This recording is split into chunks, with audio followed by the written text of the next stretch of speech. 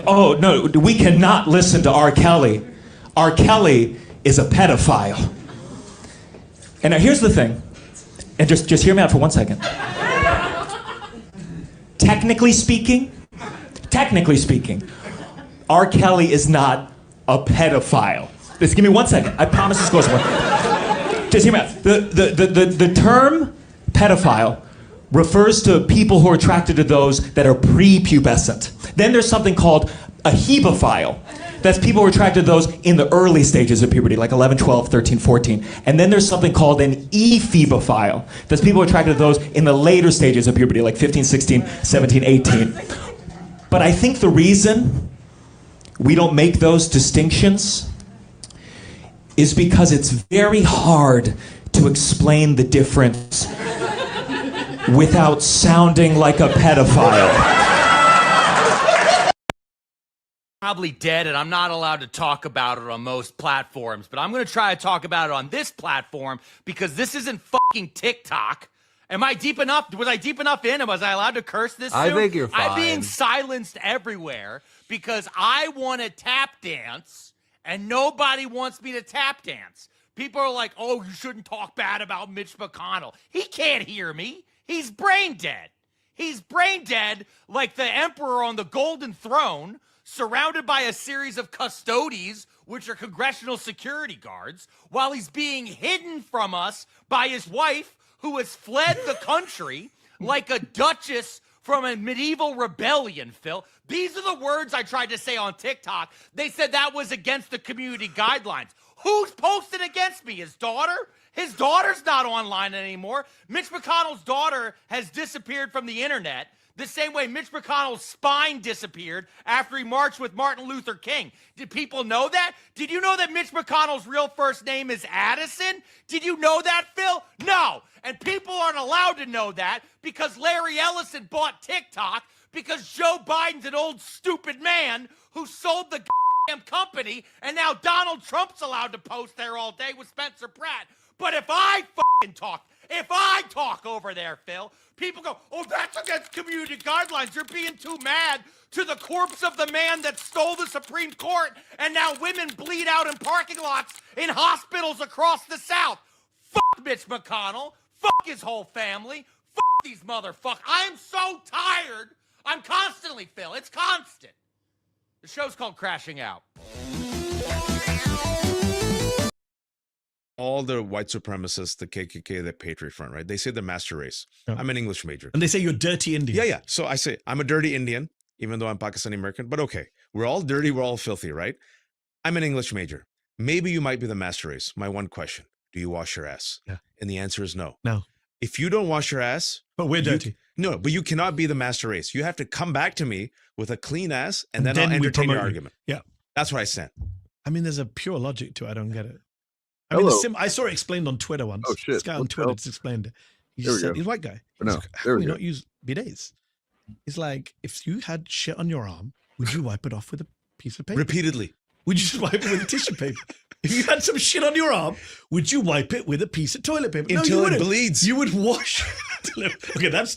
See, this right here is why I'm really glad that Mehdi Hassan now has Zateo. He's doing his own thing because, man, you know, he wasn't going to be able to talk like this on... What was he on before? CNN, MSNBC, Ms. Now? I don't know.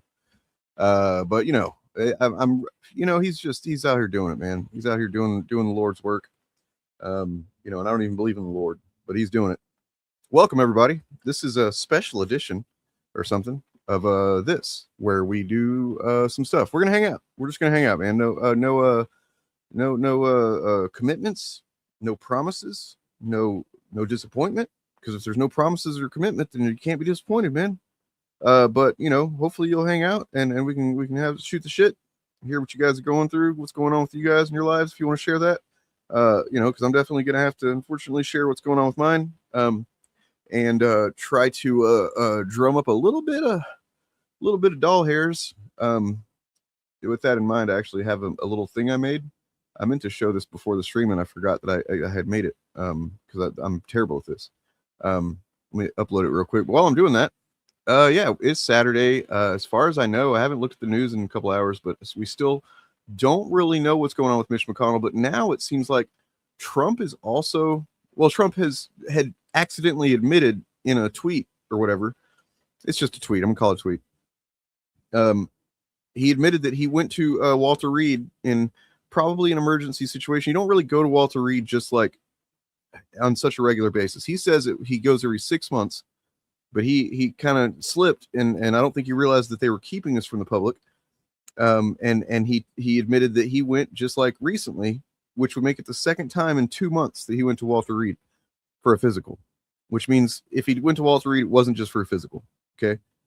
It was for to some kind of concern. And then he also, in the same statement, admitted to requesting another cognitive exam that he passed again. He's passed it so many times, he said, because he doesn't understand what he's actually saying whenever he admits that. He doesn't understand that what he's saying is they're testing him to see if he's, like, do we need to fucking put the 25th Amendment on? What do we need to have? What's going on here? And they probably should. I got a clip I got to find here in a minute that I had not seen until just a little while ago.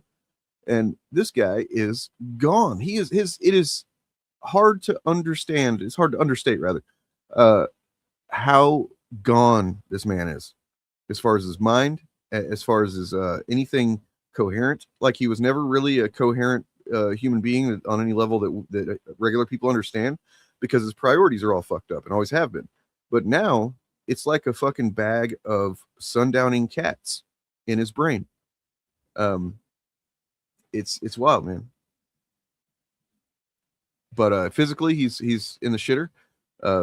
Mentally, psychologically, emotionally, spiritual, like in every metric of a human being's well-being, this man is at the bottom of the, well, I guess wealth. I guess he's really, really rich. Good for him. He got super duper rich right here at the end of his fucking life. He's not going to last much longer.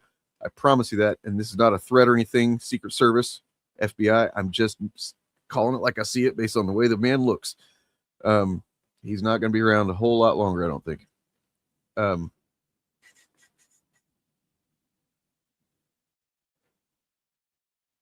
we go. Yeah. How y'all doing? What we got here? Hey, yo. Out on the streets, ass to mouth. That's what you're doing? That's weird, man. You didn't need to tell us that. That's weird. I mean, whatever you're into, I'm not judging, but like, all right, I guess do it safely. Out on the streets isn't really the best place to do that, I don't think. I don't know. No, you got to understand, his papa made him rich. Trump has been not rich multiple times in his life. He is rich again now. And this is, I think, probably the richest he's ever been. But prior to this, he's been fucking poor as basically anybody else a couple of times. Of course, except you would have some assets or some kind of, scammy way to pretend he had money. Like, for instance, whenever he got the show The Apprentice, when he started doing that, he was essentially bankrupt in every way. He had nothing. He had not a goddamn thing. And because he basically just leveraged his past celebrity as being, this rich guy in New York is fucking, Donald Trump. His name is used in rap songs, has been for decades, is like being synonymous for super duper rich, because the one thing he's always been good at is presenting himself as a certain thing. Till more recently, he's kind of been failing at it along with his mind. But yeah, he was not. He's been rich and then poor and then rich and then poor and then rich and then poor, and then now he's really, really fucking rich here at the end of it, when he's not going to be able to do anything with it except, I guess, pass it on to the fucking Beavis and Butthead twins. So, by the way, yeah, we are going to talk about Marvel stuff, because I let me show you this thing. This thing in the background actually is apparently actual art. This is art that was released today by Kevin Feige at some event somewhere or something. Whoop, not me. I'm not art. I mean, I am, but not. Yeah, you get it. There we go. The text is my edition that I made for a thumbnail, but that is a look at these characters in Avengers Doomsday, which would be the first kind of official one. Cool. It definitely backs up this clip that I have. So we watched this clip me and Bob did a couple weeks ago, the leaked one that came out I have a better version of it now. You guys want to check that out, and maybe the stream won't get nuked? I don't know. We'll see. This seems to be a better version of that clip that was going around, that Bob and I theorized is actually, they're doing so intentionally. So here is that. The effects on the Sentinels are not finished here. So this is like a work print clip. White-haired Nightcrawler was something I didn't know. I didn't expect that. I don't know that has he ever had white hair in the comics? I'm not sure. It's pretty interesting.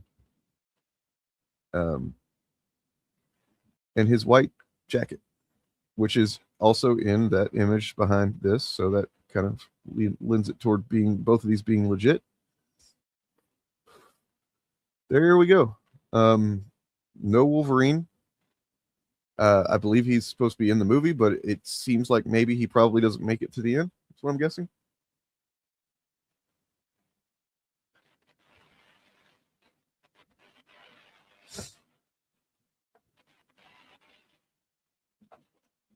Yep. I mean, look, the whole thing about a confidence man, con man means confidence man. I'm sure a lot of you know this, but the confidence is not, the confidence that it refers to in confidence man is it makes you confident in them, that you can trust them, that they are what they say they are. That's what the con actually is. It's, aside from whatever the specific thing that they're trying to accomplish is, the con of the same thing that any con man has in common, no matter what kind of cons they do, is that they have to convince you that they are legit in they're smarter, they're clever, they know how to work the system, whatever it is, and that you're gonna benefit too. That's the main thing.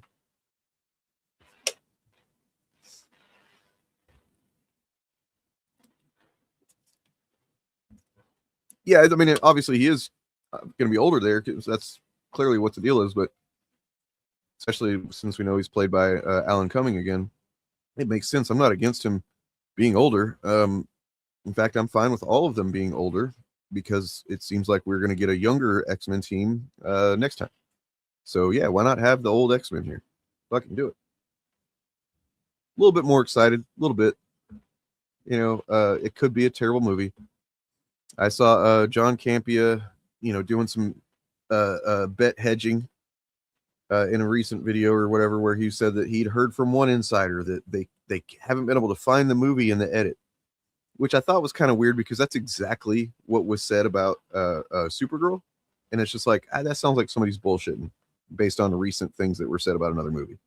Maybe that's just me. But then he said that he talked to another person that said, I don't know what they're talking about. That's not what I know. That is not, so he's hedging his bets. I do think that if this is a bad movie, if it's not one that does, if it just doesn't gel with the public, that's going to be pretty much it for the Marvel Cinematic Universe as like a cultural anything. Like, it's already on, it's hanging by its fingertips on the ledge right now, I think. And I think it still has plenty of potential to crawl back up. But if they blow this one, man, I don't think there's any come back from that. What do you guys think? I think that if a bunch of people go see this opening weekend and everybody's just like, well, that was really kind of disappointing. Not even that it sucks, just that it's kind of like, oh man, I expected more out of this, If that's kind of a lot of a consensus from a lot of people that see it, then that's the nails in the coffin. You know what I'm saying? And I hope that's not what happens, but you got to be realistic here, and it could be. I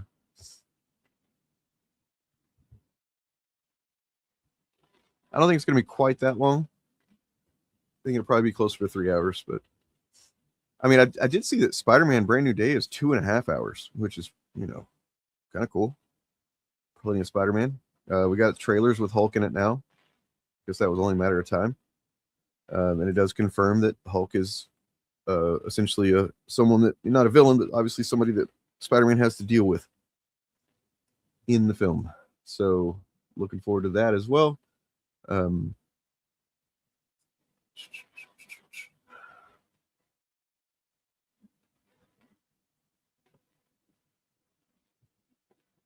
Okay. Yeah, here's this thing, so I don't have to keep saying it.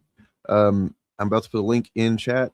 It is in the description, and then I'll put the QR code on screen, but it's going to be on screen during the duration of this.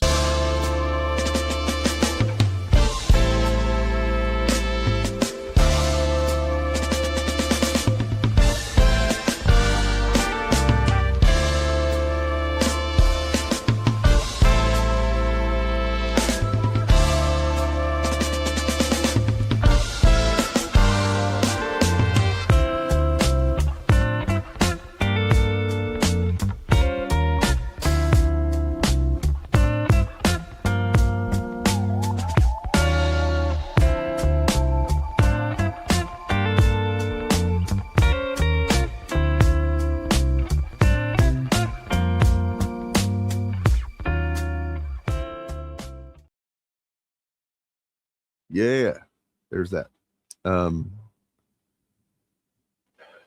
What else? Yeah, here. I guess. Oh yeah, there's like 2 more seconds left on this video. Okay, looking good.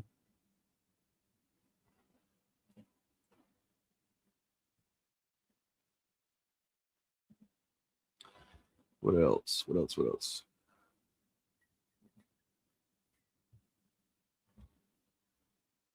So we also have some announcements about what's coming next for the MCU after Doomsday. You know, in a weird way, I kind of wish that they'd wait until Doomsday comes out before they start. You know, oh, here we're gonna. But I mean, the way that they're talking, Feige's talking, is they're aiming for more like how things were. So they've slowed down quite a bit, obviously. And after that was right after they'd sped up quite a bit in releasing stuff. And so it's kind of been a bit of a whirlwind of like, wait, whoa, they're releasing a bunch of stuff, and now they're not releasing hardly anything. Crazy. I think they're trying to get to a medium pace again. That seems like that probably something around phase 2 type speed of inconsistency, frequency. Which, you know, was probably my peak of being hyped about it. You know what I'm saying?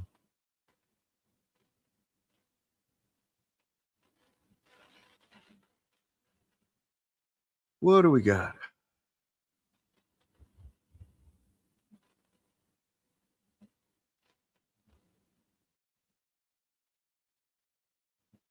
Oh, check this out. I saw this. You guys know Red Letter Media, I'm sure. Mike Stoklasa. It's easy to forget sometimes that, like, every once in a while I'll see a video of theirs and they talk about he's into like ghost hunting shit and wrestling, apparently, like professional wrestling, which, you know, nothing against it, not my thing, but I definitely wouldn't get caught doing this. People love doing that walk with this stuff. Look at Mike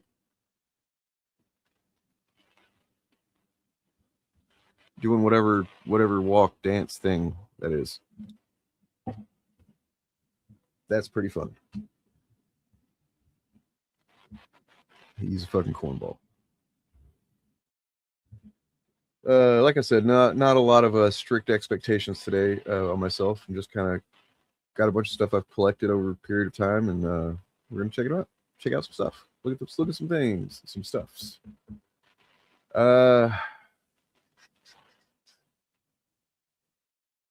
Well, I have a few videos that kind of relate to the whole, this.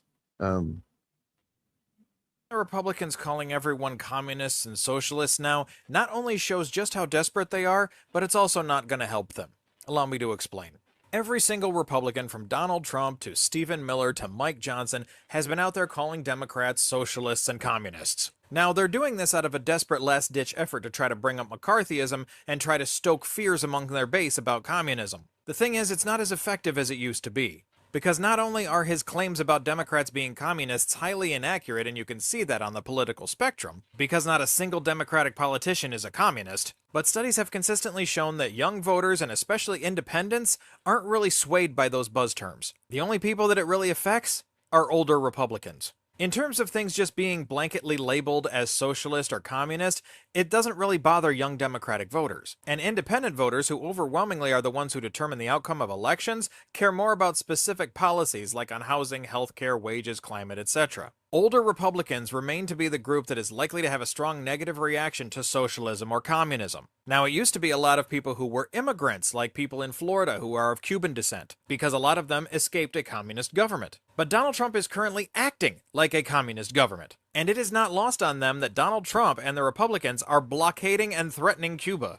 Also, he's lost a shit ton of support among immigrants over the last year and a half from his deportation policies. Him calling everyone a socialist or a communist isn't really doing anything except making his already existing older boomer base upset. Young voters don't really have the association to the word communism and socialism that boomers do, because it's been several decades since the fall of the Soviet Union. Younger voters these days hear the word socialism and they think of people like Bernie Sanders and Zoran Mamdani, who are not only well-liked, but their policies are successful. But also, in Trump, Stephen Miller, and Mike Johnson talking about communists and socialists so much, it's because they realize that they are extremely vulnerable. Mike Johnson recently was talking about how terrified he was about losing the midterms. He went so far as to tell all of the donors in the Republican Party that they will be under investigation too. It wasn't even about impeachment anymore. Stephen Miller said if the Democrats take control of Congress, the Republicans are done. There's a real deep-rooted fear there. They're not saying things like the Democrats might win and give you more affordable wages and better housing. They're saying the Democrats will investigate them and they themselves will go to prison,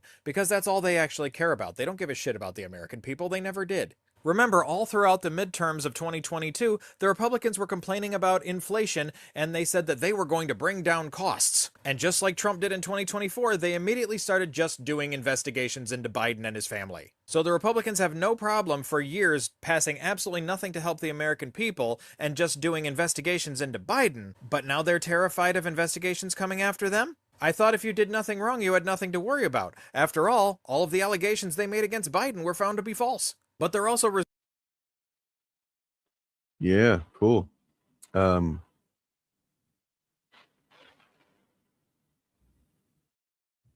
see. Well, I have a image here that I had not seen until just right now. That is apparently a good look at the Savage Hulk in Spider-Man. You guys seen that yet? A still image.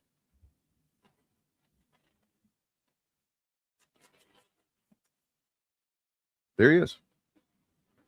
He certainly has a lot of lines on him, and I'm not sure what those are about. Like, yeah, what is that? You know, it looks like scarring or something. Like it looks like he was tied up when he transformed, and he still has, I don't know. Somebody, that's not ringing a bell as something from the comics or anything to me.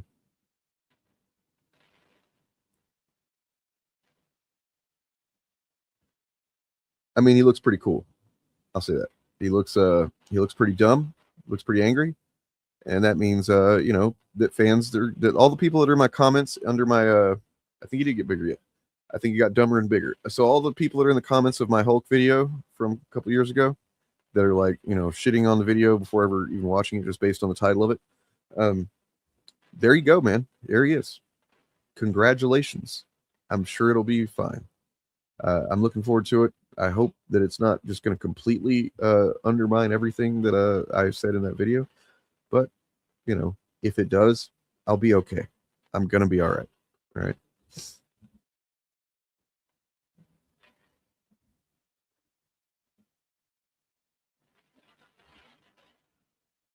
Here's this new look at the reflecting pond or whatever the fuck. There you go. That's what that looks like.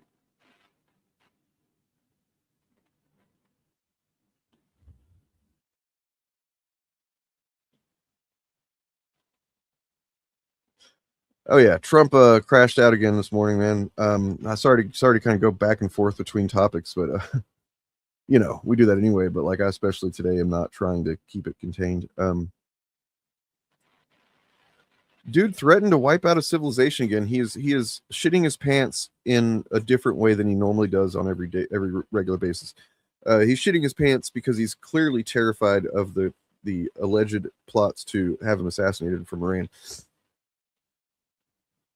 No, I don't doubt that Iranians want him dead. In fact, I think I've seen some clips of them chanting, death to Trump or whatever. I have no doubt that that's the case. But Israel being the ones to tell them to be like, hey, there's a real plot. There's a real plot. They're trying to kill you. Press X to doubt, man. Press X to doubt anything basically that Israel's saying. But nonetheless, that caused him to cancel everything for the foreseeable future. It seems like his entire schedule is just wiped clean now. And then he did this.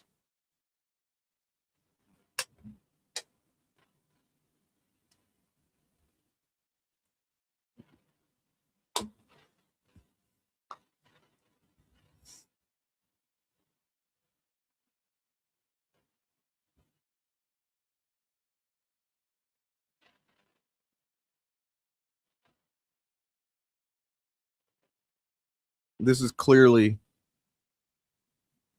a panicked fucking guy. This is insane.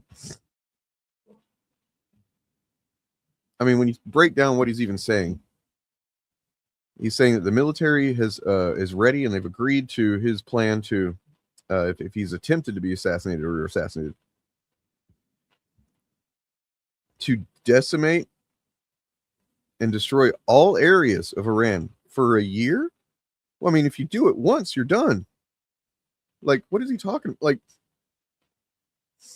it just strikes me as like, I'm gonna fucking, I know karate and I know kung fu and I got a big old gun and I got 3 guns. So don't fuck with me, It's kind of crazy. Kind of crazy nuts.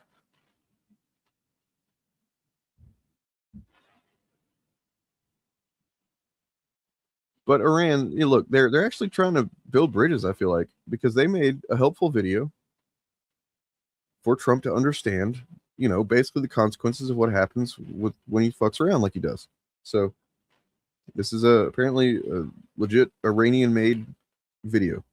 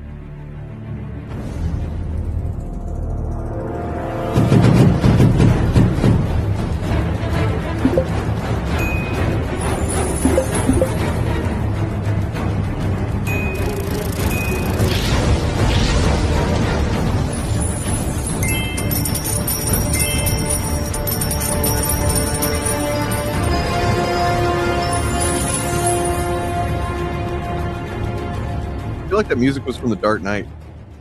Does anybody else get that? Kind of felt like that. All right, so I responded to a post on Reddit, which I almost never do.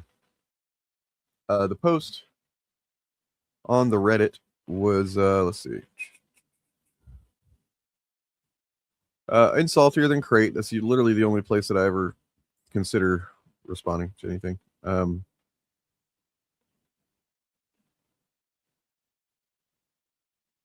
So it go like this. It goes like this: the 4th, the 5th, the minor fall, the major lift.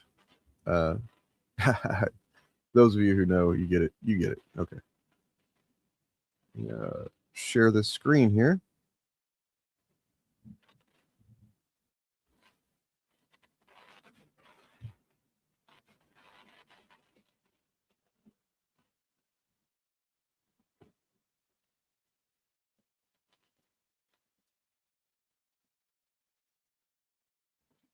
Okay. Oh, that's pretty small. I'm just going to read it to you. This is Saltier Than Crate 5 hours ago. The economy can't be used as a reason for films doing badly, which strikes me immediately as somebody that's got a narrative to push, right? Why would you just start with that? Why would you challenge that as a thing? It's clearly a factor in any thing, basically. The economy affects literally everything. I don't understand how you can pretend like movies are the one thing that it doesn't have an effect on. But in a way, they are kind of right, because it's not just the economy there, and plus there's nuance involved there, right? So they kind of went on this kind of tirade about it, saying, before you read, this is not all me trying to downplay how bad, not at all me trying to downplay how bad the global economy is, nor am I saying people aren't struggling. Clearly people are, and they've been struggling for many, many years now since the pandemic. But I just want to say, I think we need to retire saying the economy is bad, and that's why people aren't going to X movie. It is, though, because since Supergirl's been doing what it's been doing, and in light of Minions underperforming, and with Moana likely to also underperform, I've seen a lot of people blame the economy and say no one is going to the theaters. On the surface, it's an easy response, and I know it's very easy to say because it makes sense on the surface, but looking at data, it's not true, and people should stop using it as a reason for why films they want to succeed aren't doing well. And rather than just look at this year's data, let's look at the last time people worldwide said the economy was awful pre-pandemic, which was 2008. 2008 was when we had the Wall Street crash, and for many countries, including the USA, it would take several years to fully recover, and there are still many people who have never recovered.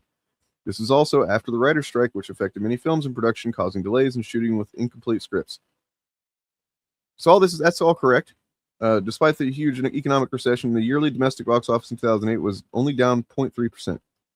That same year, The Dark Knight was released, which was Warner Brothers' biggest film ever at that point. It had, at that time, the fourth film to ever make $1 billion. Remember, this was a global recession, and it still made $1 billion. That's right. The next year in 2009, which again was when the economy was still terrible, not only was box office up 10% from 2008, we had 7 films make over $700 million, blah, blah, blah, blah. And then Avatar, and that also applies to this year. Yes, Supergirl bombed, and Master of the Universe flopped, and Mando didn't do as well as Disney wanted, but those aren't the only releases this year. To me, it only makes sense to blame the economy if every big release did badly, but that's not the case at all. And that's where he makes his mistake.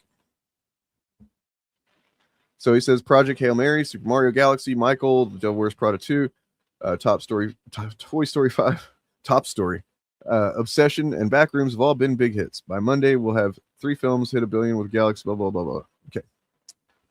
And I just want to add, I know a common way people like to diminish the success of the last 2 films is to say they're successful for their budget. So their success, it's not to diminish it when somebody points that out. And maybe some people use that as a way to diminish, but the fact is, when a horror movie is made for, like, horror movies historically are able to make a shitload of money. I mean, that's why you have franchises like Paranormal Activity, which is just a terrible franchise.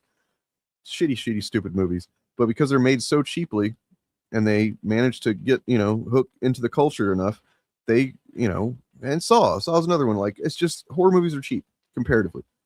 And whenever they're able to make big bucks in the theater, that becomes a notable thing. It's not to diminish it. It's just context to understand why that movie is seen as so successful. So then he goes on to go, about inflation, and then Occam's razor as to why Supergirl and Master of the Universe Mando didn't do that well. Could it just be there was not hype or enthusiasm for a franchise that hasn't been popular for you? I mean, yes, that's true. Yes. It's all these are mutually exclusive. In fact, these are the two things working in tandem. The fact is that, and I responded. Somebody immediately said what I was going to say, which is, it's curious that you haven't mentioned streaming services at any point in your analysis here, because that's the major thing that cemented cinema attendance from being a regular cultural activity to one that people do on special occasions, if at all. 100%. And so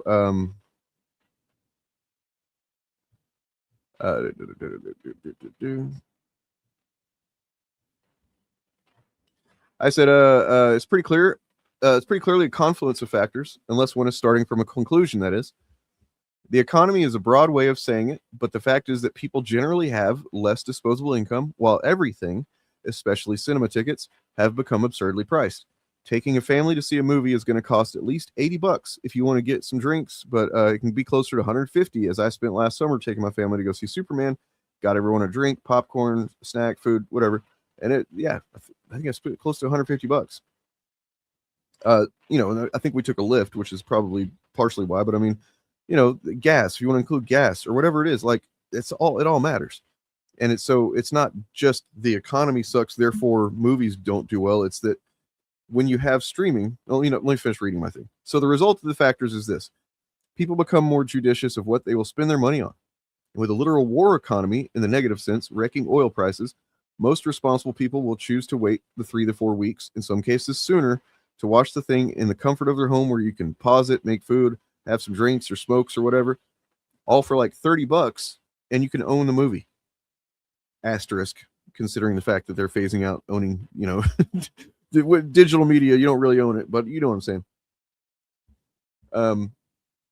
There's also the fact that people, and this is just where my opinion comes into it, I think that people have gotten IP fatigue. I feel like I have. As a lifelong Marvel and Star Wars fan, and still am, don't mistake me for some anti-woke chud, I'm still adjusting to the fact that my interest has wandered from all the hype that I used to have for the MCU and Star Wars toward unknown properties and movies that I don't know what to expect from. Let me know in chat, guys, if you have anything experience like that. Are you feeling yourself not as compelled to, follow the franchises that you previously identified strongly with? I still like those things. As I said here, I still will see every Marvel thing, and many of them I love, many of them I like. Some of them I don't like very much at all. But nonetheless, I still am interested in them. It's just that when it comes to the things I get excited about, I guess I want more surprise. I want more, I like to see a movie that I don't really know what to expect from it. And, those are kind of few and far between sometimes, but like, the ones that pop out in mind as being like amazing examples of this are like District 9, which came out in 2009. That was a movie that I had interest in seeing because I knew that Peter Jackson produced it. I knew that it was science fiction. I had no idea what it was going to really be about, and I had no idea what to expect. And I left that theater like one of the coolest fucking experiences of seeing a movie that I've ever had, because I didn't know what to expect. And that's the shit that I kind of love, that in a different way, but about as much as seeing a really satisfying Avengers movie or whatever, So, and then there's the marketing of films that is also an issue, because nobody watches the same bunch of content like when cable or even early social media would put the same ads in front of us all. Now we're all in algorithm silos with hyper-specific keywords used to connect our eyeballs with specific ads. And yet we as a society have yet to fully internalize this fact, so we still assume we're all seeing the same shit. Hope you guys, do consider that and factor that into things, because I think it seems like a lot of people don't. They don't factor in the fact that we aren't having a shared experience to any degree that we used to, really. Even if me and you watching right now, like some of the same stuff, the specific hyper specificity of keywords and algorithms and shit in social media, depending on which platform you use, depending on what your keyword, cluster is or whatnot, we might be seeing very different ads, but that makes it very difficult for, them to put a movie ad right in front of the person that's most likely to see it.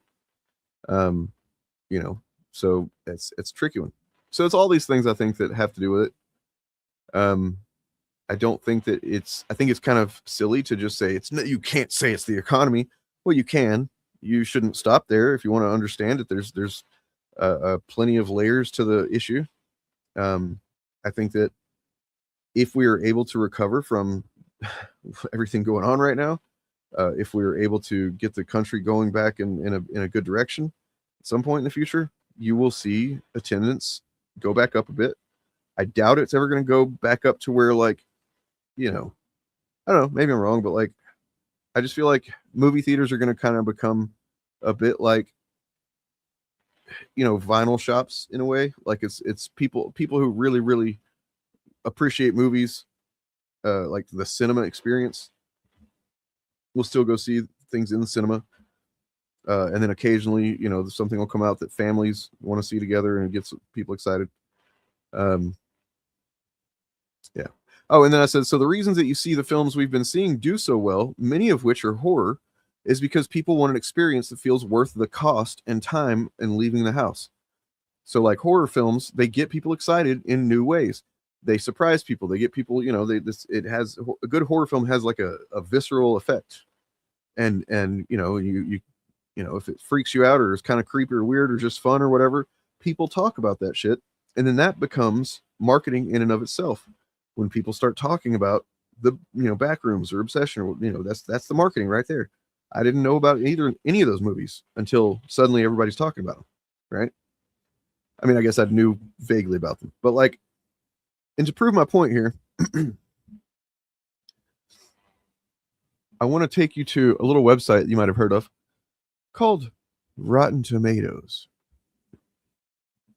Because I happened to go to Rotten Tomatoes the other day, and it was stunning, the experience I had. And I want to see if any of you have a similar one here. So, why did I go to Rotten Tomatoes? Oh, I went to go see what, if you know, if there were any Odyssey reviews that had come out so far, is what I was looking at. And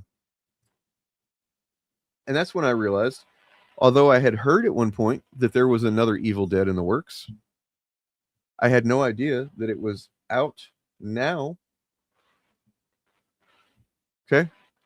And yet it is. It's out now. There it is. I did not know that. I knew about Moana being out. I did not know there was a new Minions movie out now. I had seen something. What's crazy is I knew about this Young Washington movie because it's Angel Studios slop. And I think Dead Domain had covered it or something. And I saw their thumbnail or whatever for it. So because of my political content, I saw this existing. Otherwise, I wouldn't give a shit about that. See, I knew that there was a Jackass movie coming out. I kind of want to see it. I liked all those to some degree or another. I knew about Disclosure Day, obviously. I didn't know that Death of Robin Hood had come out. That was one that I was, you know, kind of interested in seeing. Doesn't seem like it's so, you know, enjoyed. Toy Story 5 I knew had come out, but let's see. What is this? Leviticus. What is that? I mean, it's not, I don't love that word. It's got some bad connotations in my mind, but, you know. And then you get to these other ones that have been out for long enough to, you know, for me to be aware that they were out, for sure. But it's kind of crazy to think that I did not realize that an Evil Dead movie was out because I hadn't been following it. I just was like, whoa, I'll see that when it comes out because I'll see, you know, basically until they start making shitty ones. And this one maybe isn't as good as the last one, but, you know, so it was just kind of crazy. Does anybody else have that experience where, like, I used to always know what movies were coming out? I used to know all the time, every month, every week. I'd be like, oh, I know what movie's coming out this week. I'm going to go see that. I'm not going to go see that kind of thing. And now it's just not something that is on my radar for the most part. I may be aware movies coming out, but unless I really want to see it, I don't see some ad about it or whatever. You know, then you get movies like Supergirl, obviously, that stuff like that, Moana, that will blast the fucking algorithm, just fire hose effect with advertisements and stuff like that. It's where you can't avoid it. But yeah. But then I started looking at some of these movies I hadn't heard of, like The Invite. Look at the ratings on this thing, man. 96% fucking critic score, 90% audience score. It is apparently a movie directed by Olivia Wilde, and she also stars in it. It's got Seth Rogen, Edward Norton. Edward Norton's one of my favorite actors. And then Olivia Wilde and Penelope Cruz. And it's just got glowing reviews. Like, everybody loves this movie. And it's apparently kind of crass, but also really heartfelt and like deals with some, you know, real stuff with relationships and marriage and friendships and all that. And that sounds like, honestly, something that me and Jen, my partner, would. There's not a lot of movies that we both see the same value in. Like, she will watch stuff that I like. I admittedly don't always watch as much stuff with her so that she would want me to. But yeah, she's always down to watch my stuff generally, because she likes it. But this is the kind of thing where I think we both would really like it, and so yeah, that's kind of cool. And that's what I'm saying. You look at J. Kong, yeah, this is what this is, man. I mean, I assume it's a mid-budget. I don't imagine that it's, $200 million or whatever. But, Olivia Wilde as a director is getting praised, as well as her acting performance in this.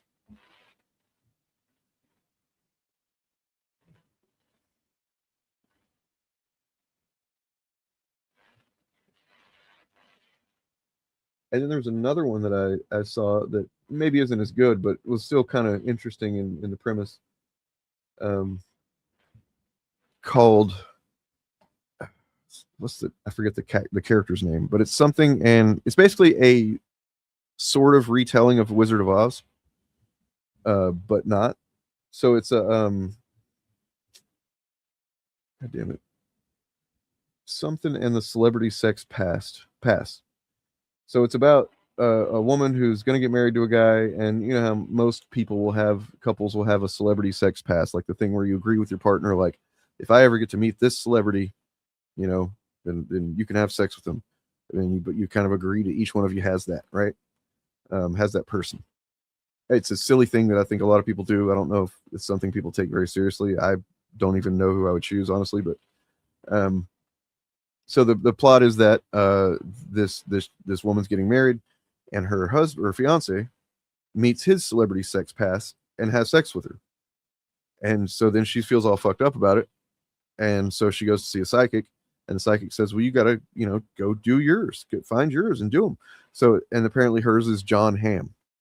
So the film centers around a character who represents Dorothy to an extent, and several other characters that represent the Tin Man, the Lion, Scarecrow. And they go to Hollywood, which is like Oz, and they're looking for John Hamm, which is, I guess, the wizard, so that she can bang John Hamm, like Dorothy wanted to bang the wizard, right? Yeah, and it seems like that might be fun. Maybe not, might be stupid, but it's the kind of movie that I'd be interested in giving a shot. Yeah, and it's just, there's so many different things. So many different things. Do you see a lot of celebrities where you go? Do you do a lot of ATMs with them around there? What do you do? I'm sorry to call you out for your ATM spot. Oh, you know what's the most interesting thing about that movie I was just describing, to me, the part where I was like, okay, that's kind of weird in a cool way. John Slattery, I think his name is, the guy, older Tony Stark in the MCU, right? The guy from Mad Men. He is in it. He plays one of the characters that goes with her, but he plays himself. He's just playing himself, which is a weird choice, and I kind of want to know more about it. You know what I mean? Like, he's such a good actor. He can probably do anything. So the fact that he's in this, I don't know, lends it some credibility. And playing himself, that's a unique choice.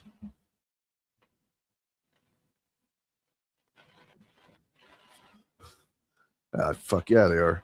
Yeah. Speaking of celebrities, who I'd like to give an ATM.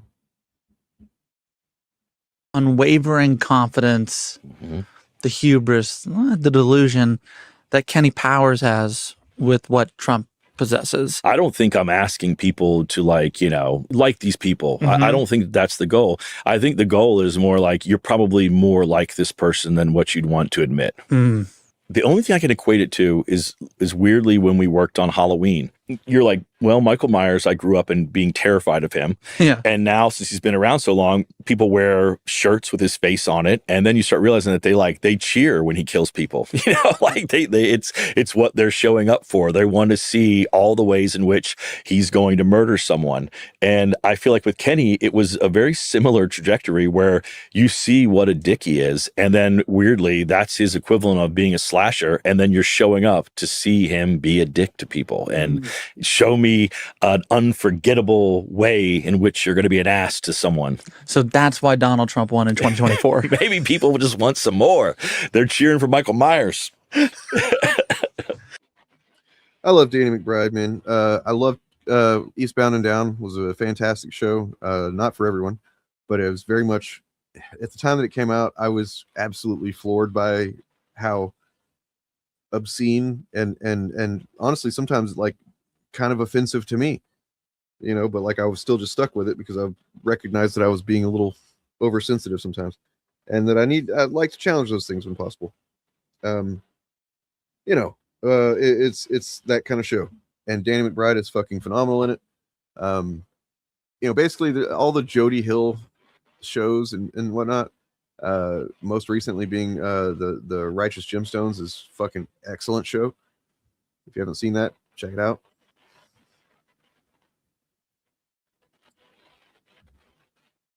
What else we got here? Oh yeah.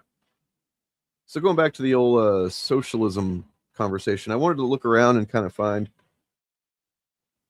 what people are saying outside of our, general agreeance bubble, right? So I found a couple of different conversations that were had by people that I don't believe are generally socialists or even progressive in that way. Thoughts on the elections in New York and the rise of democratic socialism and how potent a force do you think this is? On the one hand, you see these results. I don't know who either one of these guys are. Some of them are jarring. In one case, a House incumbent kicked out of office. I think he got 1/3 of the primary vote. On the other hand, Neil, these are primaries with notoriously low turnout. So making this a direct mirror of American politics, I'm not sure about. But you look at what Mamdani is doing in New York, Neil. Do you see this having national legs? And is this a way for Democrats to get 270 electoral votes? Well, I think it's worth just to throw out a counterfactual, imagining where we would be if Mr. Mamdani had been born not in Kampala, Uganda, but in let's say Queens. I mean, if he'd been born in the United States, can you imagine what would be the conversation on the American left right now? Because clearly he has got significant charisma. He is an effective political organizer. He has coattails, as we've just seen. So it's just as well that he can't run for president, because there is a big part of the Democratic Party that wants to rerun the Bernie Sanders insurgency with a far more electable figurehead than Bernie ever was. We must remember that Bernie Sanders was a real contender for the nomination. It took a lot to stop him. I think there's an assumption, and I've often made it myself, that if the Republican Party has a relatively right-of-center incumbent in the White House, then the right move of the Democrats is to tack to the center and find the next Bill Clinton. I don't think that's true anymore. I don't think that's the response. I think the response of the Democratic Party to the Trump ascendancy is, let's go further out on our side of the political spectrum. And the trouble is they just don't have a native-born Mamdani to play that part. Not yet, but you can sense that the hunt is on. That's interesting. Here's this. Results in Colorado. That was a positive from the week. I think it was great. Just great. Malat Quiros is the one. Let's be clear. She's one of the winners in Colorado. She is 29 years old. She beat a incumbent Democrat who has been there for 30 years. Yeah, So to get. Yeah. So she, and she's going to be a member of Congress because it's a very blue district. Right. It's the same pattern in New York City in terms of the people Mamdani endorsed. And you see the same pattern scattered around the country. They are inspiring. They're not taking special interest money. They're not taking PAC money. They're inspiring. They're not taking shit. They're not taking shit. And they're inspiring legions of young people to go door to door for them to get out the vote. Instead of big money, it's big excitement. Now, the average voter is excited about these individuals. They are young. They're vital. They're committed to doing stuff that matters. They're authentic. They're absolutely authentic. Right. They care about the country. I don't want to take away from the Democratic Socialists of America, but this is not a movement about democratic socialism. Right. This is a movement about young people who are coming up, who are the essence of America, and they are the opposite, Heather, of the kind of white male Christian nationalism that Trump and many Republicans represent right now. And they are saying what they believe in terms of Gaza. They are saying what they believe in terms of affordability. I do think a lot of these people are talking about corruption too. Yes, of course they are. They're talking about, they're saying to the average working American, you have got a bad deal. I kind of agree with that in the sense that, like, it's tempting, you know, as someone who is perfectly okay with the notion of socialism or a more socialist democracy under capitalism. I mean, I think, honestly, I was thinking about it last night. I think that we're not getting rid of capitalism anytime soon. Anybody that thinks that we are, I don't know, you know, just stop thinking that. But I think it is feasible and what we should be aiming for to basically reframe the understanding of capitalism, you know, and basically get rid of, you know, unrestrained capitalism and say that, okay, if we're going to have capitalism, then there needs to be a counterbalance to it within that. And that's, you know, what essentially we're seeing happen. That's what Mamdani's doing. That's what these other candidates are clamoring. It's what everybody's clamoring for is, I think nobody, sure, there's a lot of people that would love if capitalism just, you know, went away. That's not going to happen overnight. It's not going to happen all at once. So the best thing that we can hope for is to say that we just have we have a more humane, humanist response to capitalism. And because we've seen what happens whenever that doesn't exist, whenever in every way profit is prioritized over people. And now we need to basically get people to think about people and profit, I suppose, you know, and that profit should not be attained at all at any cost, despite the harms, despite all exploitation and stuff like that. It's capitalism. There's going to be exploitation. People are going to be, you know, working too much. People are going to, you know, but like maybe we could at least work 32 hours a week instead of 40. Maybe we could, you know, get healthcare, you know, things like that to basically to mitigate a lot of the harms that come directly from capitalist, you know, greed and unrestrained corporatist greed. Right? What is my opinion on Venture Brothers? I love Venture Brothers. I really do. It's one of the most rewatchable shows that I can think of. I fucking love it. I've probably seen it all the way through. I've definitely seen the first few seasons several times. Like several 8 or 9 times or something like that. And then as the seasons go on, as it got more recent, I've seen those a couple of times now. I don't think I ever finished watching the movie that came out a while back, a couple of years ago. I think I fell asleep and then just never finished it because I'm kind of stupid like that. But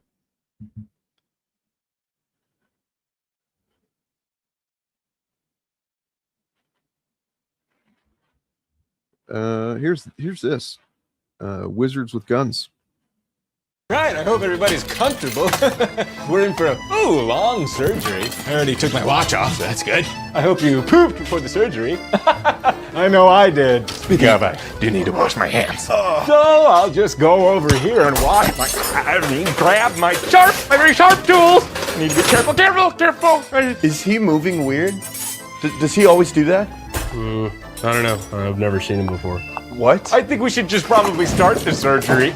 But first, of course, I'll fuel up with a light snack. Yum, yum, yum, yum, yum, yum. Always good to have food in the surgery room. Wait, is there something in your hat? Just my big brain for surgery. Oh my God, is that a rat? Is that a rat in your hat? I have no idea what you're talking about. Just gonna go get your x-rays or some shit. Holy shit. That is a rat. He's doing a ratatouille. He's doing a ratatouille. What's that? Like the movie. Now I'm washing my hands. I've only seen Cars. That's the only Pixar movie you've seen? It's the only movie I've seen. What? It's actually safer to watch it in a mop. You haven't seen, like, Forrest Gump? Which car is he? Is that... Ow! Is he the green one? Okay. Looks like we're taking another x-ray, I guess. Oops. Looks like I got it backwards, so I just should probably spin it around. Turn it. Ow, my hand is stuck. Okay, I think we should cancel. I'm canceling. Probably for the best. I hurt myself really bad. And I'd like a new surgeon and a new whatever the hell you are. Oh, I'm your anesthesiologist.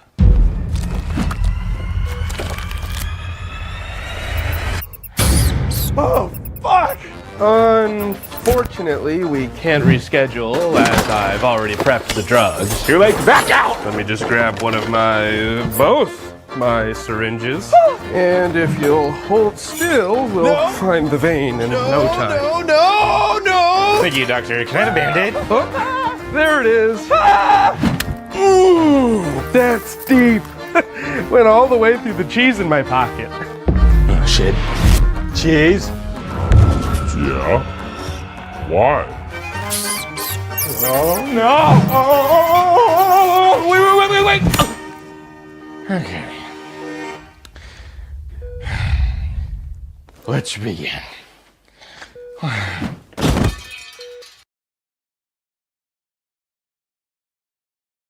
Wizards with guns, folks. So Charlie Kirk's alleged killer's trial is underway, or preliminary hearings, I guess.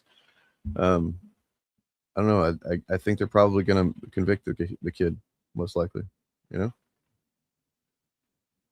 it's gonna probably happen.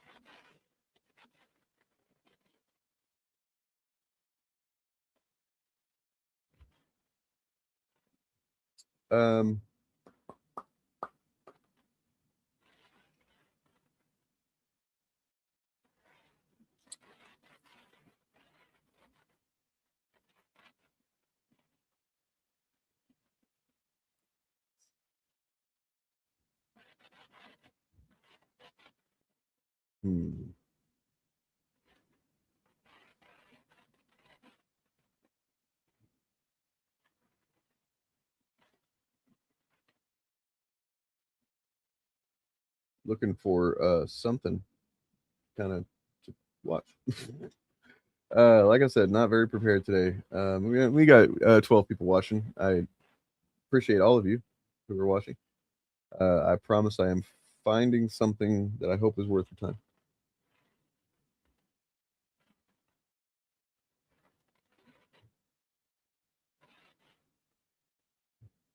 Let's try this.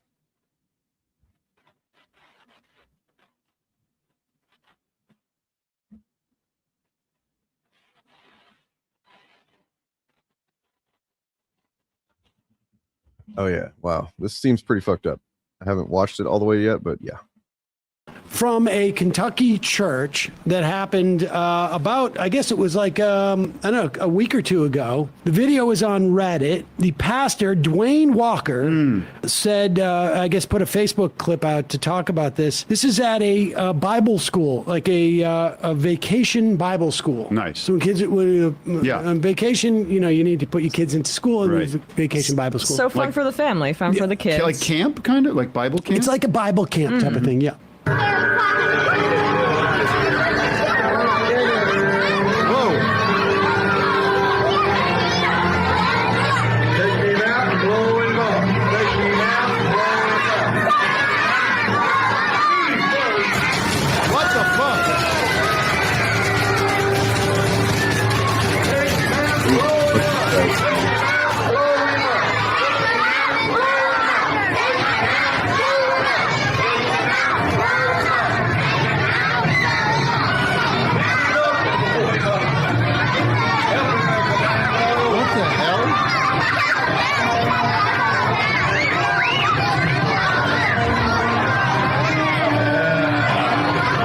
I think that's Chewbacca.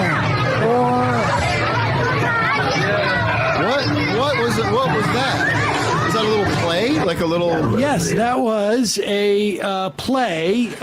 He said the viral video showed an event that was nothing more than a small part of our vacation Bible school. The church has had similar rituals for the past 30 years. Oh, that explains it. We have characters every year that represent good and right and God, and we have characters that represent evil and wrong, and that which should be avoided. And he said the skit was an attempt to make church fun. Yeah. You may think we went over the top, Walker added. You may think it was a little bit extreme. And maybe you're right. Yeah. But don't you believe that the devil is really using extreme measures with this generation? Yeah. So, Yeah, you. Yeah. And he said, quote, the clip you saw was simply killing the devil. So I don't understand why we're pro-devil over here when we're just showing. Well, why didn't they have him in like a red suit with the horns and stuff? He was just looked like a Antifa member. Exactly. Don't you get it? That's why you got to have soldiers are able to come in and kill the devil, not like just normal people. You need to have soldiers come in. And using the gun, not like the Bible and like the cross or whatever. This is the station in Catholic. That was thank you for jogging my memory. In the Catholic Church, we do the Stations of the Cross, and you'd show the the torture and crucifixion of Jesus. And it would be like a play. This How many is a little times bit did like you that. see that? What was Mel it? Gibson movie? Yes, exactly. I knew you were going. I did see it once, and once is enough. Yeah, that was it. It's pretty good. Did you show your kids that? No, no. No, you didn't sit down. You didn't let your kids watch no, that. they're not. You know he's quite. filming the sequel right now. Yeah, the Is he? resurrection. Yeah. No, he's not. Yeah. Oh yeah, I think he probably finished it by now. I can't wait. Yeah. Wait, so who was those people supposed to be that were shot down with those guns? Devil? The devil? Yes. Okay. And the other was God's camo patrol. Are the archangels, are those good? Are archangels Were good? they Or are the they archangels? They're the best. They're top angels. Are they? At the top of the arc. I think it's a good time for us to cop to the fact we may have missed some of the subtext here because of the lack of our religious training. Yeah. Well, they've been doing it for 30 Sweet whole years. Uzis, though. And they need the kids to know that the devil can look like anybody. That's why Right. he's on a red suit. Specifically an But Antifa what's member. unclear to me is why the good guys have to have like camouflage gear. Why they have to be soldiers? Can we they're just surrounded by put evil. it back on? I was it was so out of, I had no clue what I was about to be watching. When I saw this clip about a week ago, I think it was, and I thought, like, this is some weird AI thing. It cannot be real. Just they storm in. Was the guy already dead? Like what? Well, maybe the pastor will explain here. I've been thinking about this all day. Sicko.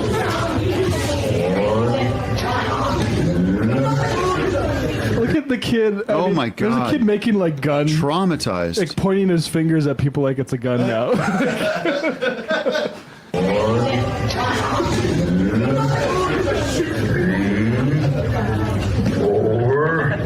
What's after 4? Oh, so there's some education. Yeah, I'm learning. Yo, Jesus. just when you lulled them into a false sense of security, bang, bang. They're just teaching the kids how to say instinctively, Jesus. Yeah, right. So is that grooming, or is it just if you see Janet Jackson's nipple on television? That's right. Yeah, that's Or That's go to Ruben's a, wearing a cowboy hat. or a trans person reads somebody a book or something. very healthy for the kids. That's Very. wild. Somebody's asked, what are the kids chanting? They're saying, shoot them up and put them down, or what? Blow them up. Take them out, blow them up. Yeah. Take them out, blow them up. I think that's Genesis 3:14. Oh, yes. And the Ryan kid, is our Bible expert here. The guy they're shooting is the devil. Is that confirmed or? That's what he represents. Okay, represents. Yeah. He's just an immigrant. Exactly. Right. Exactly. I like how they're glorifying the gun use and it looking like an Antifa guy, and also multiple people shooting somebody who doesn't have a weapon on them all at the same time, right? It is amazing that you would think the devil was a lot tougher than that. Totally. A couple of guys with a couple of guns. Why takes isn't out the devil strapped? Could have defeated him a millennium ago. One would have thought. It's not even a good story. You got to go down with the fight a little bit. The Cowboys had guns. Totally. I mean, history Even would Hulk have Hogan got beat up a little bit in a match. Right. You know? History would have been so much better if Jesus had an AR-15. Oh, you know. He did. Hey, folks, don't forget to hit the subscribe button and check out our daily show. We do it every day at 12 p.m. Eastern for about 2.5 hours. We even take phone calls. You should check that out.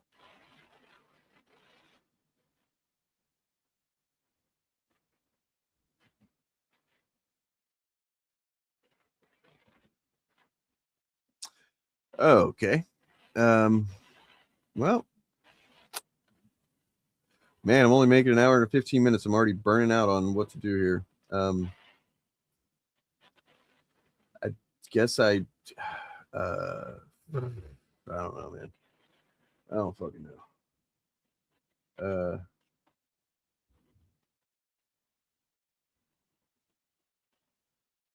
Well, I'm seeing stuff about reports of Avengers Doomsday being in trouble. I keep seeing it. So, oh, here's something. Check this out, maybe.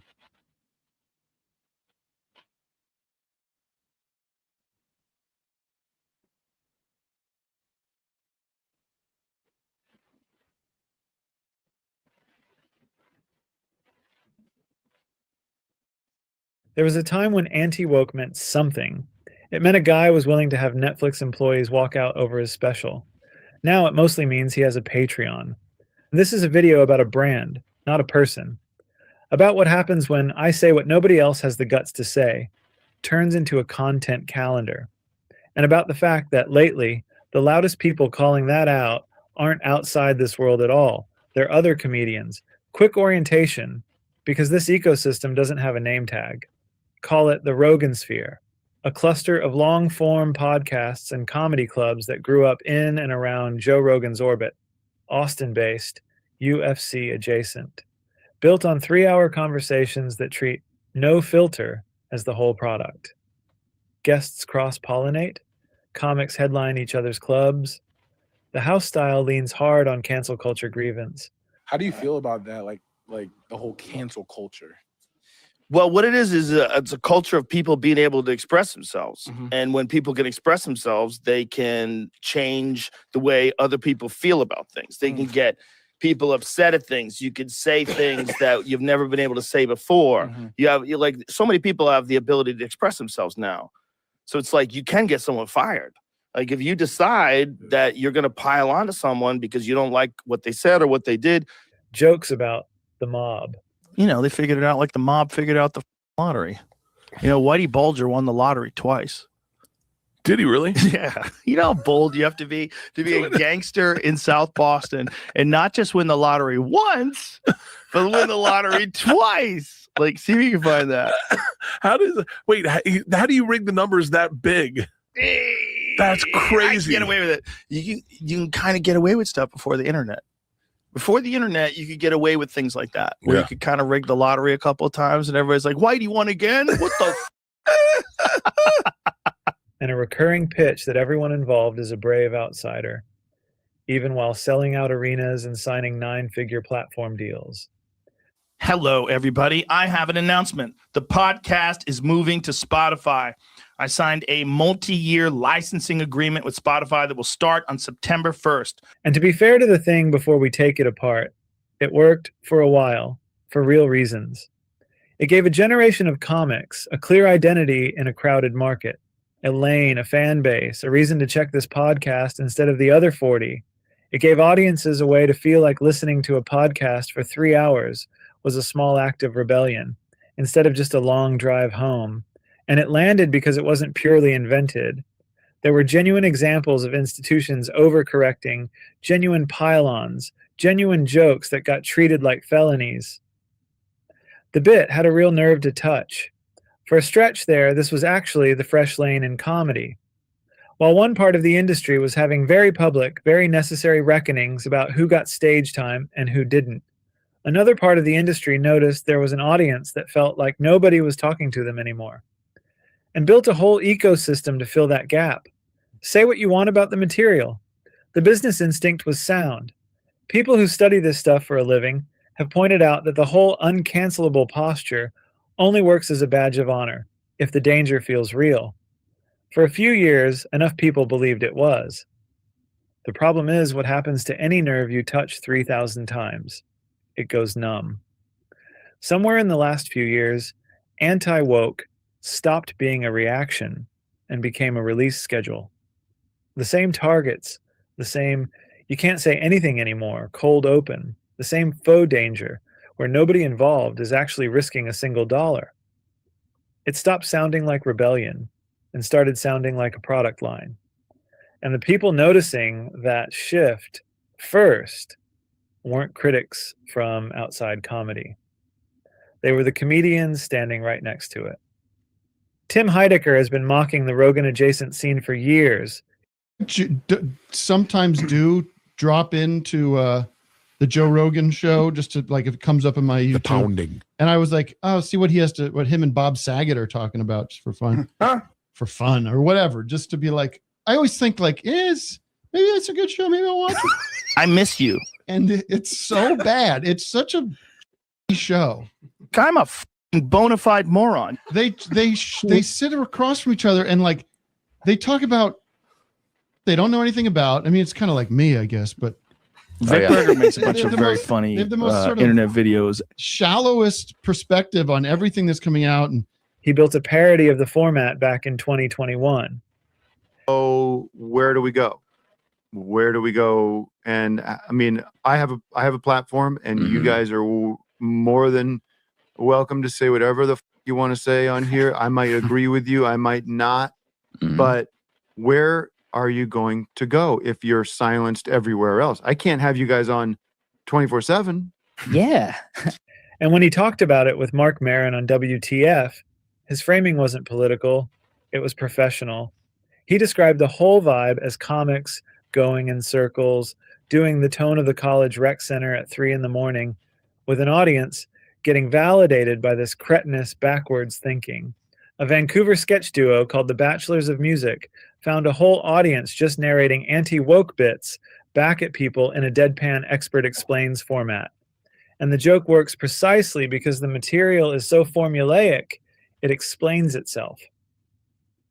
When Bruce Jenner had an 8-hour operation and he woke up Caitlyn Jenner, and then a minute later he won Woman of the Year. And that... Here we go. Okay, good. Finally, someone's talking about Caitlyn Jenner. Thank you, Brian. Oh, this is going to be so good. When Kumail Nanjiani sat down with Heidecker, he made the same point from the inside.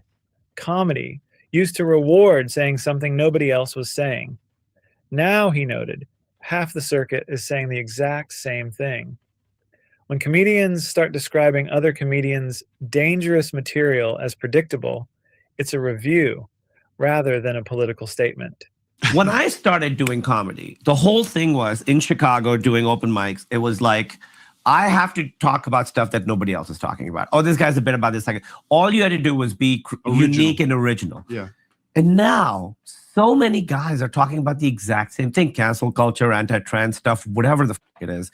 It's exactly the same. Yeah. And so it's really weird to go up after someone who did a bit about how interracial dating is wrong and did pretty well with the crowd. Right. And then I have to go up and be like, so I found that aspect of it was tough for me. I find now, at least when I go out, so when I was preparing material, I did go to those clubs a lot because I was like, I want this to play everywhere. Yeah. But people tell me that alt scene of like weird little shows all over is not as like big as it used to be. You got to be a clown now. Yes. You got to be doing clowning. Yeah. Clowning's big. Next, the guy saying it stopped being a stance and became a sales pipeline. This is where the brand language gets literal. Tiers, drops, merch, live tours, timed to whatever the outrage cycle happens to be that month. Academics who study the format have actually put a name to it. Some call Rogan's core persona the uncancelable skeptic, a branding position that only works if cancellation stays a live threat, which means the threat has to keep getting invoked on schedule, whether or not anything's actually happening. The thing that really bugs me about a lot of the comedians is they use two things simultaneously. We're like street level philosophers, and it's just a joke. And depending on what the attack is, that's the defense. Like, Bona fide but moron. also you're just what is trending? What we do is important, and we're speaking truth to power. Both those things can't exist at the same time. I think the new thing that is to me death of comedy more than anything else is my show here. Is this show more than anything else. That's not a conspiracy. That's just what a recurring bit needs to survive. At some point, I Speak My Mind became a subscription tier with a logo. Then there's the critique aimed at who the jokes are actually about. This one's gotten loud enough that it started happening between friends, on camera, Comedian Stavros Halkias, mid-podcast, told a guest flatly to knock it off when she wouldn't stop steering the conversation toward the same handful of groups. He joked she'd caught a full case of what he called Austin brain and accused her, only half kidding, of rehearsing material for a Rogan booking. That's where I land. You have gotten like Austin trans brain. Like you know what I mean? Like it It's really not. is at the No, top of your because- head. no, 'cause I you really- immediately brought it up as soon as the podcast started. No, because this just happened where my friend said that her guy to, Right. and I'm Trans really woman. interested in it because sometimes I get like I'm jealous of like Robbie Hoffman for just cutting her tits off and still Right. being a woman. That's like the coolest thing. Right, it I want to is. do that so bad. What's I'm so- stopping you? Because I need them for sexual capital. I strap them down as much as I can. Because I still Interesting. date men. Around the same time, Bobby Lee, who is not exactly an outsider to this scene, told his own podcast audience he wasn't with what some of his peers were doing in Austin anymore, saying it plainly. It's becoming hacky to him that the shock value has to come from the same handful of slurs every time. I'm not with that. What you guys are doing in Austin. What do you mean? Well, let's be real. I don't like some of the words you guys use freely. Like what? Yeah, it's like edgelord. It's like not all of it. I know, but there is it's becoming certain- so hacky to me that people, you 100%. guys use these words just for the shock factor. It's like 100%. I'm not into it. You know what I mean? Yeah, I agree with that. I think the R word sometimes in a joke, maybe, Mhm, mhm. right? When the guys inside the green room start saying that edgy material only ever points down, that's the brand's own supply chain admitting something about itself. And then the contradiction that's hardest to argue around. Guys who built an entire identity on being banned, censored, and uncancelable, who then, this past fall, lined up to accept enormous paychecks from an actual government that requires performers to sign away what they're allowed to joke about. When dozens of comics took invitations to a Saudi-funded festival with contracts explicitly barring jokes about the government, the religion, or the royal family, the backlash came fastest from other comedians. David Cross published an open letter telling the attendees bluntly that they don't get to complain about cancel culture ever again. Mark Maron, who has been tracking this scene from the outside longer than most, put the deeper contradiction plainly on his podcast. You guys started this anti-woke and everybody was upset about pronouns, but now they have policy built around this and there are real-world consequences for everybody. Well, at this point, it's lazy and sloppy and hackneyed. You know, to be in a f***ing club where, you know, I'm walking down the hall at the comedy club, at the comedy store, and, you know, in one room, someone's doing their bit about trans people, and then I get down the hall and there's someone on stage going, well, I guess I got to do my bit about trans people. Like, no, you don't. You don't. It's hack now. I mean, you know, you guys got the freedom you wanted. You can now say whatever you want. They're defeated. Their rights have been denied. The policies that you guys encouraged with your stupid material are now policy. And now, like, you know, half the people under the umbrella of anti-woke, we've lost a tremendous amount of democratic leaning ideas and movements. So whether they knew it or not, that's what they were spearheading. So now it's reality, and you want to still keep kicking them? Not the language of a fringe critic. Damn. The language of someone who watched a comedy bit become a legislative agenda. Now, Rogan himself, carefully. He's not the mastermind of a plot here, and treating him like one gives the brand more credit than it deserves. He's closer to the sun in this solar system, the gravity everyone else orbits, the booking that legitimizes a career, the show that made 3 hours, no notes, a viable format in the first place. People do talk about a Rogan sphere cult. You'll see the phrase in quotes on plenty of thumbnails, including from creators who've built entire channels tracking this ecosystem's implosion. It's a punchy way to describe something that's really more mundane, a brand story a lot of people bought into at the same time for understandable reasons. Less a cult, more a really successful content vertical that convinced its customers they were rebels. There's also a whole cottage industry now that exists purely to document this brand's contradictions. Channels built entirely around chronicling what one longtime comedy journalist calls a scene that used to be a scandal and is now just Tuesday. Whether or not you buy every argument those channels make, their existence alone tells you something. There's now more content criticizing the anti-woke content ecosystem than there was skepticism of it 5 years ago. That's not what a healthy, dangerous, forbidden brand looks like. That's what a brand looks like after the joke's gotten old enough that mocking it has become its own genre, which brings us to the actual collapse. And it is the myth collapsing, not any one person's career. Audiences are noticing the repetition. Comedians inside the scene are calling out the punching down pattern to each other's faces, not just in interviews.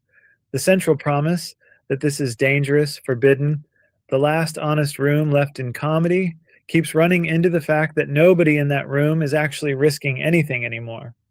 Nobody's getting canceled for these bits. They're getting renewed, syndicated, and offered 8-figure exclusivity deals. Yep. The tension that made anti-woke feel electric in the first place was real once.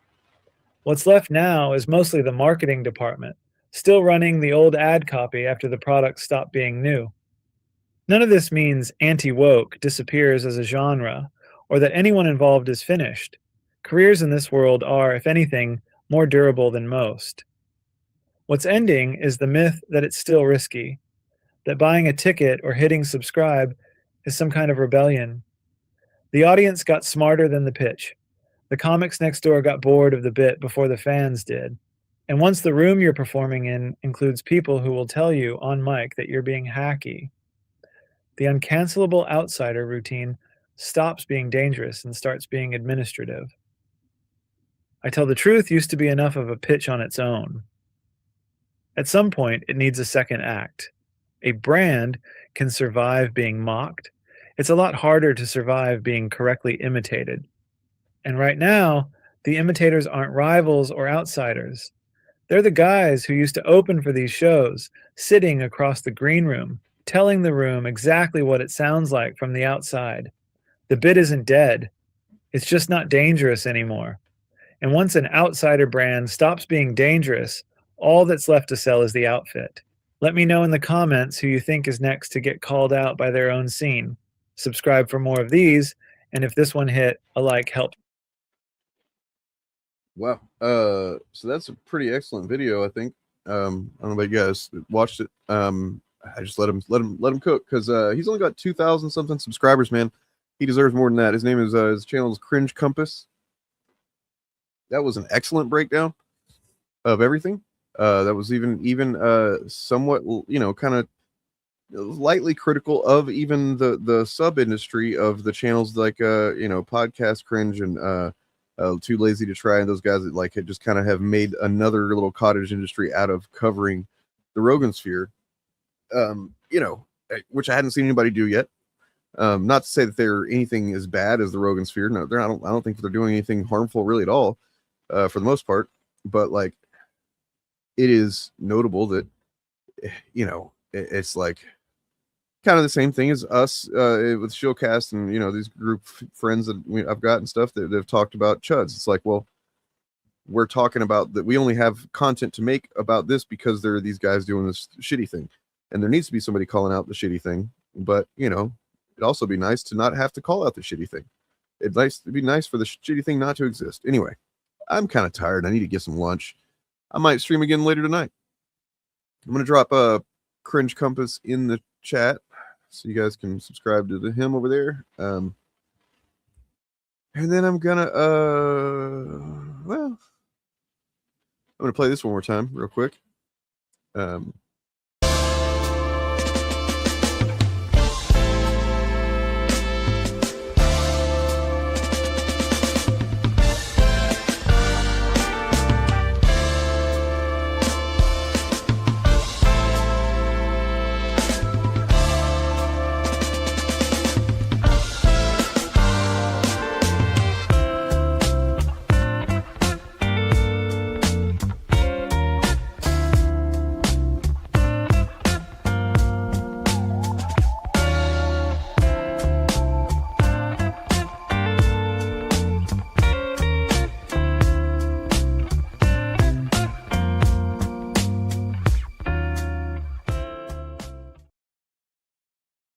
And on that note, I've got a lyric video for one of my songs that I've completed recently.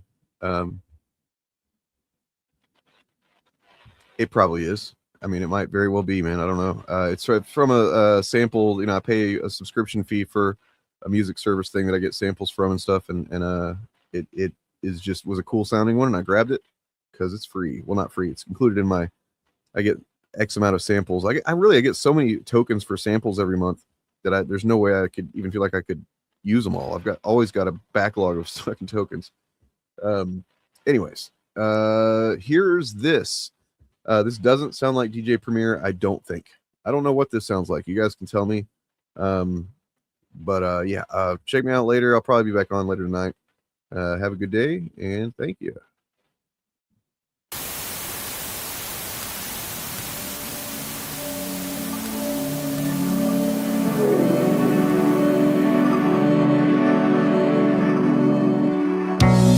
Back in the day, I'd isolate, hide from the falling skies and wait, slip into an altered state.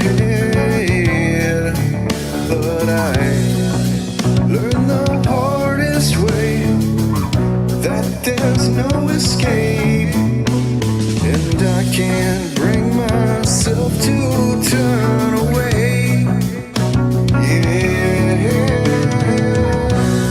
What if the rebels and renegades never arrive?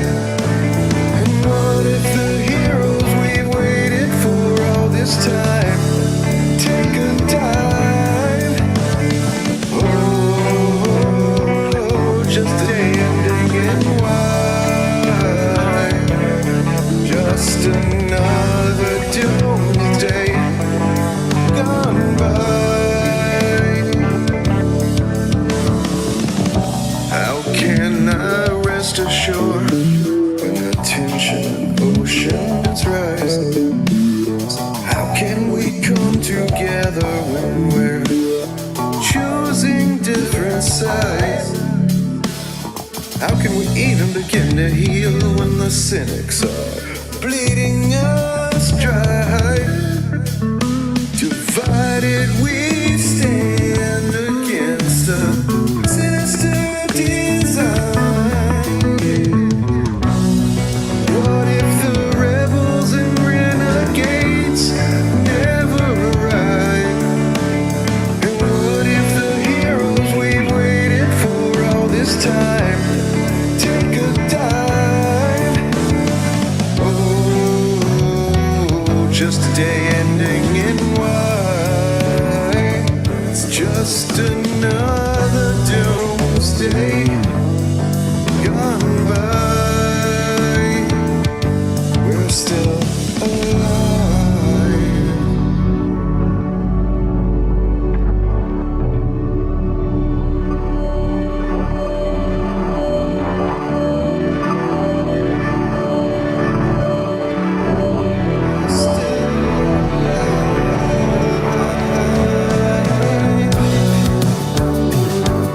So urgent yet we sleep.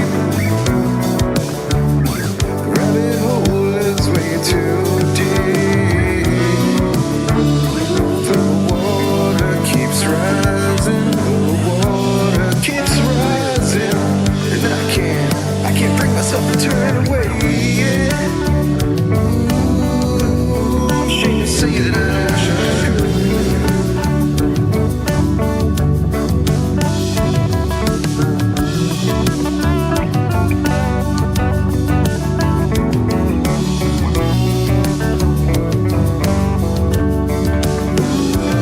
I'm ashamed to say that I wish I could close my eyes and mind and heart for good. I'm ashamed to say that I wish I could close my eyes and mind and heart for good. What if the rebels and renegades were here the whole time? What if the heroes we waited for were you and I?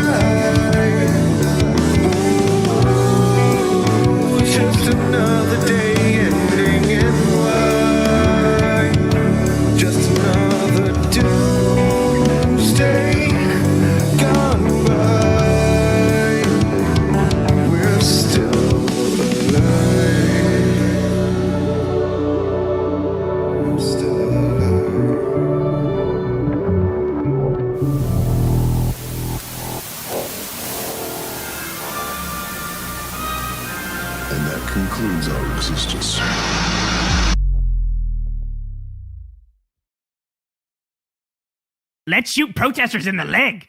I want to invoke the Insurrection Act. Let's do that. Let's do another 7 wars. I love wars. Let's bomb more people. Let's steal all the oil and the gold from Venezuela. I love that. Let's carpet bomb a girls' school in Iran. Let's do 17 different massively corrupt schemes where I rob the American people. Let's do all that.